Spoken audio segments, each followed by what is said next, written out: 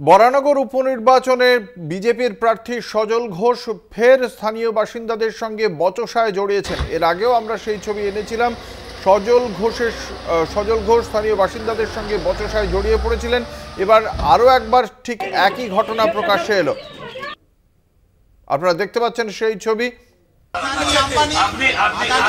আপনি শিক্ষিত মানুষ, আপনি বলুন। হ্যাঁ, আম্বানি আদানি। আপনাকে আবার বলি, দেখুন আমি আপনাকে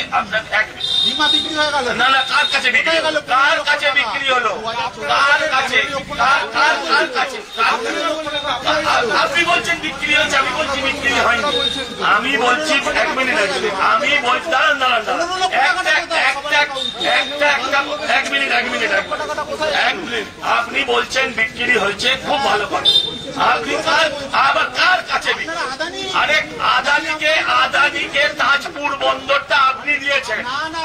আরে ছাড়ুন, চোর সব এরা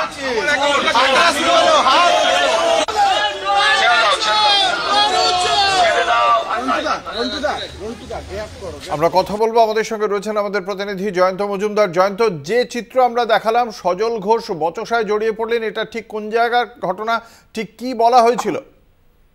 দেখো, বরানগর পৌরসভার 27 নম্বর ওয়ার্ডে এবং সেই 27 নম্বর ওয়ার্ডের একাধিক জায়গায় কিন্তু সজল ঘোষ প্রচার চালাচ্ছিলেন। গোপাললাল ঠাকুর রোড এলাকায় তিনি কিন্তু গতকাল রাত্রিবেলা স্থানীয় বাসিন্দাদের সঙ্গে তর্কাতর্কিতে জড়িয়ে পড়েন। এই কারণে আবারও তোমাকে বলবো, অঙ্কুরটা দেখো, সজল ঘোষ প্রচারে বেরিয়ে বলার চেষ্টা করছিলেন যে মোদিজি অনেক উন্নয়ন করেছে, মোদিজির গ্যারেন্টি আছে, কিন্তু মমতা বন্দ্যোপাধ্যায় আমাদের এই রাজ্যের জন্য কোনো উন্নয়ন করেনি। এই কথায় কিন্তু ক্ষুব্ধ হয়েছেন এলাকার বাসিন্দারা। তারা তখন পাল্টা সজল ঘোষকে চ্যালেঞ্জ করে বলেন যে ক্যা হে মোদি কা গ্যারেন্টি।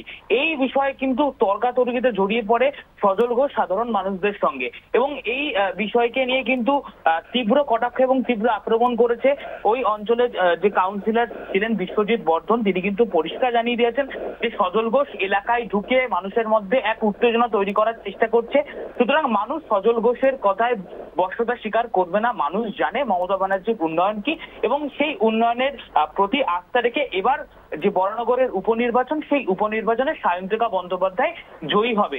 এবং এই যে সজল ঘোষের বারবার প্রচার করা এবং মানুষকে ভুল বোঝানোর চেষ্টা, এলাকার অনেক মানুষ কিন্তু আতঙ্কিত হয়ে পড়ছেন, এমনটাই তৃণমূল কংগ্রেসের তরফ থেকে অভিযোগ।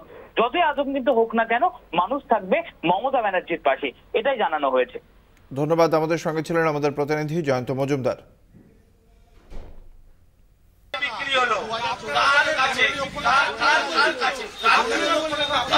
আপনি বলছেন বিক্রি হয়েছে, আমি বলছি বিক্রি হয়নি।